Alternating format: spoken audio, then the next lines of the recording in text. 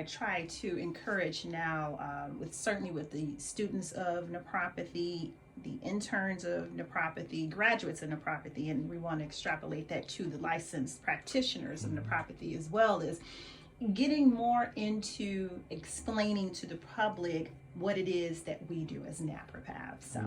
Coming away from trying to say what other practitioners say, and that's just out of a professional courtesy to not say, oh, a chiropractor does this, what a difference between me and this, to not speak on that, because we may not necessarily know the intimate knowledge of what it takes to obtain those licensures and degrees or certificates, etc.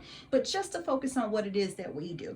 And if you were to tell people, okay, what we do, what was the fundamentals in our theory, or what's making us unique and things, to just sort of give people an idea of it, And I certainly didn't mean to criticize any other field. I just mentioned other fields, that there are other fields that exist, and they exist.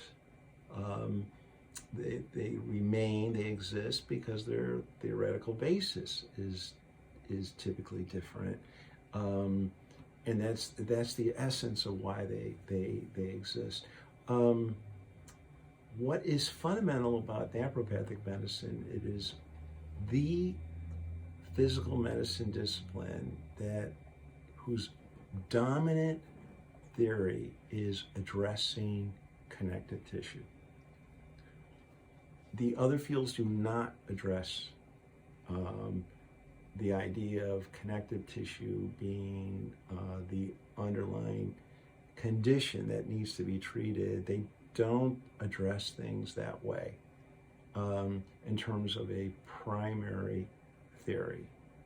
Only naprapathic medicine takes that position of addressing connective tissue. It's so interesting that the National Institute of Health, the current chair of the committee that's designed to address issues of complementary and alternative medicine, the current chair, Dr. Helena Langren, I hope I am pronouncing her name correctly, please forgive me. She's on faculty at Harvard Medical School. She's become very interested in this concept, and very interested in the concept of connective tissue as being an important underlying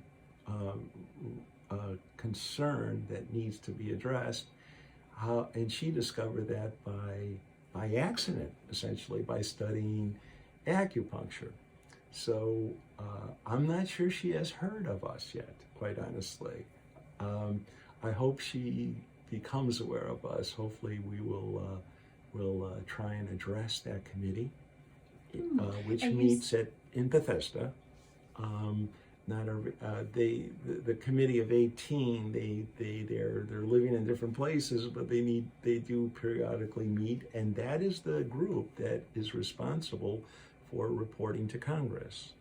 So hopefully we'll, since I already know she has that interest in connective tissue, I hope to meet with her very shortly, and bring the National Institute of Health, help them become aware that a field does exist that actually does concentrate on connective tissue as the underlying theory and cause of a number of chronic pain issues. Okay.